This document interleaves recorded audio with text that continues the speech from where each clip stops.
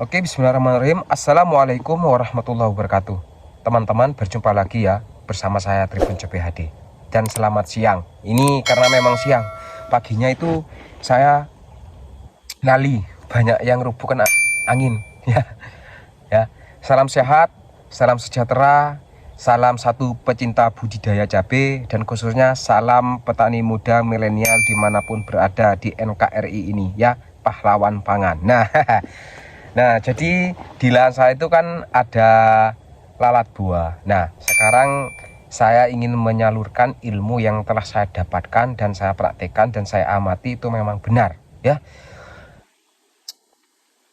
Ini tentang lalat buah. Kalau lalat buah itu banyak sahabat, nanti panjang durasinya nanti saya bagilah ya. Part 1 paling banyak itu maksimal part 3 lah. Nah, sekarang kita edukasi lalat buah. Ya, sebelumnya kenali dulu lalat buah. Kayak Mas ini siapa itu ya? Di Lampung itu cara mengatasi antraknosa itu gimana katanya? Ya, saya jawab. Tapi dia lupa cara bagaimana antraknosa itu datang dan hadir di lahan kita. Sebab akibatnya itu apa? Mereka nggak tanya, dia nggak tanya. Kalaupun tanya, pasti dia akan tahu mencegahnya gimana untuk meminimalisir antraknosa ke lahan kita ya. Sama seperti lalat buah juga seperti itu. Kita kenali dulu lalat buah itu apa ya.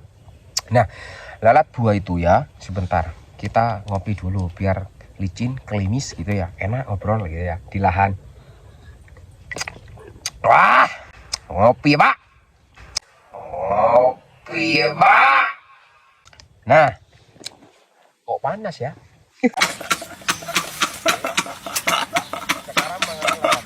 Lalat buah itu apa sih? Nah, lalat buah itu adalah suatu hewan ciptaan Allah ya, yang Allah berikan dua kelebihan bagi mereka ya. Yang pertama di penciumannya yang tajam, yang kedua di instingnya yang sangat kuat ya. Nanti saya jelaskan penciuman dan insting ya. Yang pertama itu penciuman ya. Penciuman lalat buah itu ya, ahli mengatakan bisa sampai 2 sampai 3 km ya.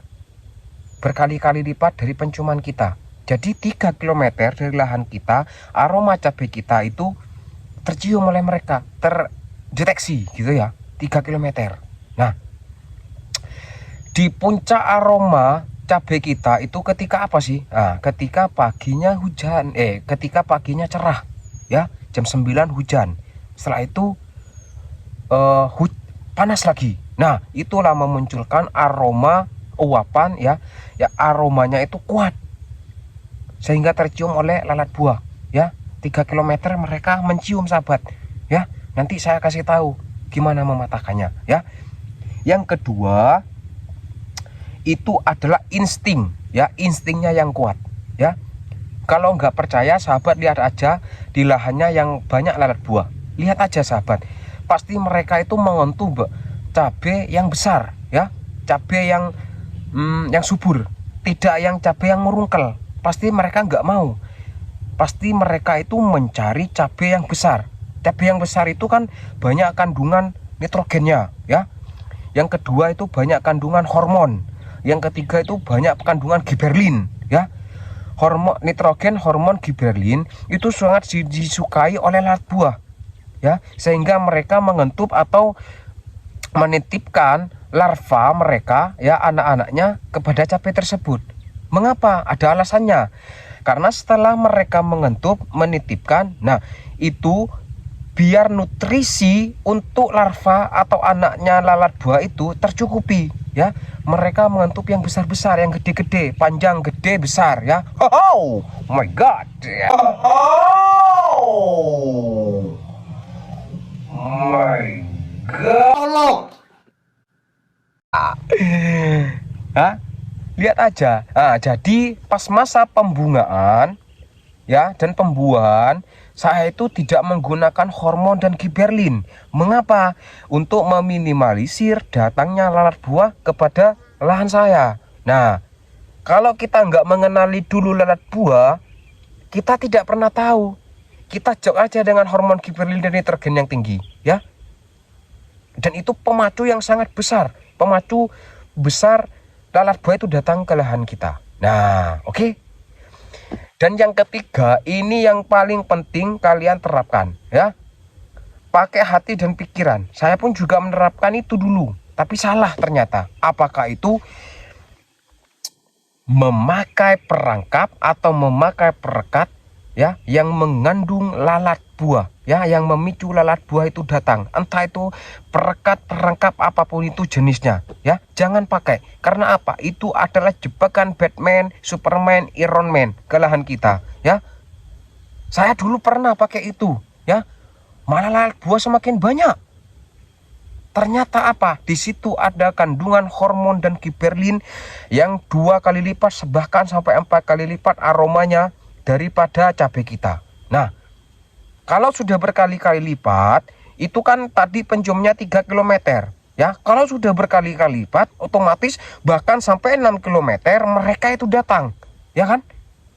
Paham kan? Nah, jika 3 km mereka datang, kalau kita kasih perangkap 6 km datang, 3 km aja misalkan 500 lalat buah. Nah, kalau sampai 6 km jadi 2 kali lipat, sampai 1000 ya, datang ke lahan kita. Datang ke perangkap itu. Nah, setelah perangkap itu dipasang, sudah penuh ya, sudah mereka terkena perangkapnya, lalat buahnya ya, sudah banyak. Nah, otomatis mereka gak mungkin ke perangkat itu lagi. Mereka kemana? Gak mungkin PP, gak mungkin dia pulang pergi ya. Pasti kemana? Ya ke lahan kita, ya kan? Kan gitu.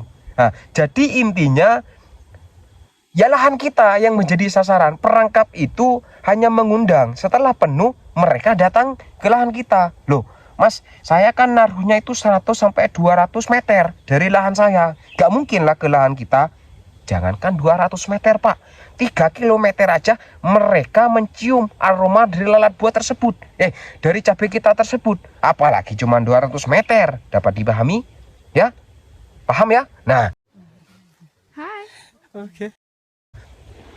jadi sebisa mungkin jangan pakai ya.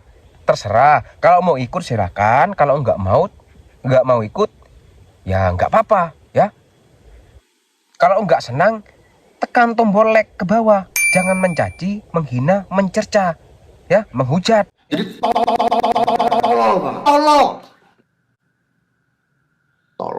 tolol gitu. Nggak boleh itu, ya. Kita sebagai seorang petani saling support, saling mendukung, ya, sharing. Nah, itu petani muda milenial, ya, misi saya.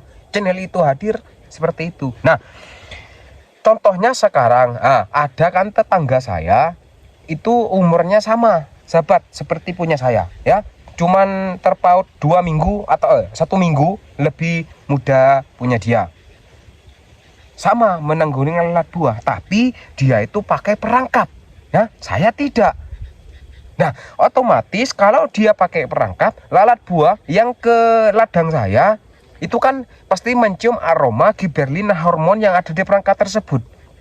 Karena berkali-kali lipat, ya jadilah mereka ke sana ya.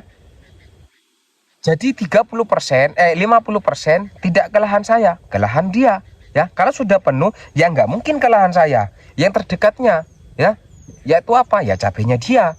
Saya mau bilang gitu, gak usah pakai perangkap ya. Nanti saya sok pintar, saya masih pemula, saya masih ini ya. Pemula itu belum tentu tidak punya ilmu, ya kan? Ya biarlah. Kalau seperti saya ngomong, ya ibarat ular itu masih ular sawah, sahabat. Bukan kobra ya.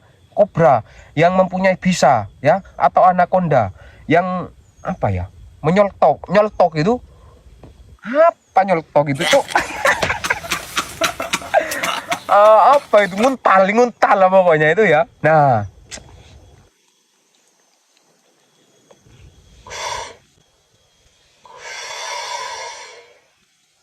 jadi kebetulan ya, kebetulan lalat buah itu ada, saya juga bersyukur ya, karena saya bisa mengedukasi, saya bisa mempraktekkan, saya bisa mengamati, dan saya buktikan kepada kalian ya.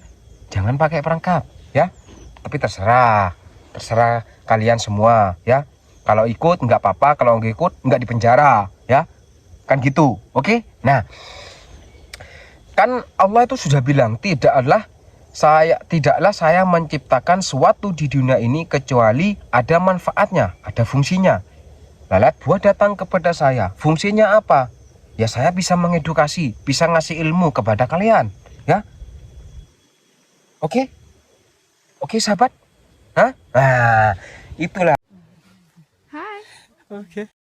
lalat buah. Selain penciumannya yang tajam, dia mempunyai insting yang kuat, ya. Yang ketiga itu jangan pakai perangkap, ya, perekat, entah apa itu. Dulu saya pernah pakai perangkap, ya. Semakin banyak. Karena apa? Saya nggak punya ilmu, saya nggak tahu, ya. Tapi kalau udahlah, jangan ingat-ingat itu adalah pertanian masa kelam pertanian saya dulu, ya. Jangan ingat-ingat. Kalau sekarang kan beda, ya. Sorry sahabat, saya ngerokok sahabat, ya.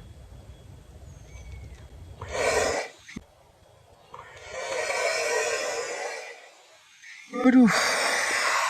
Nah, itu lalat buah, ya. Ini kan kalian sudah mengetahui lalat buah itu apa, ya. Perkenalan dulu lalat buah. Nanti kalau sudah kalian tahu lalat buah, nah nanti bahan aktif apa yang mencegahnya, nanti sahabat juga tahu, ya. Nah, ini yang sering saya pakai, inseknya, bunyinya, ya, rollingannya itu nanti saya kasih di part kedua, ya. Nanti saya belanja dulu obat-obatannya, ya, inseknya, fungisidanya, ya. Nanti saya belanja dulu, nanti saya kasih tahu ke kalian, ya. Setelah itu saya praktekkan, saya spray ke lahan saya. Nah, setelah saya spray, menjelang beberapa hari, 3-4 hari apa 5 hari, nanti saya kasih tahu ke kalian, ya, bagaimana saya menyemprot dan menanggulanginya. Gol panda, ya. Oke, ya. Mungkin itu yang dapat saya sampaikan, dan saya tidak pernah menyerah, ya. Tetap semangat, ya, buat petani muda milenial, ya.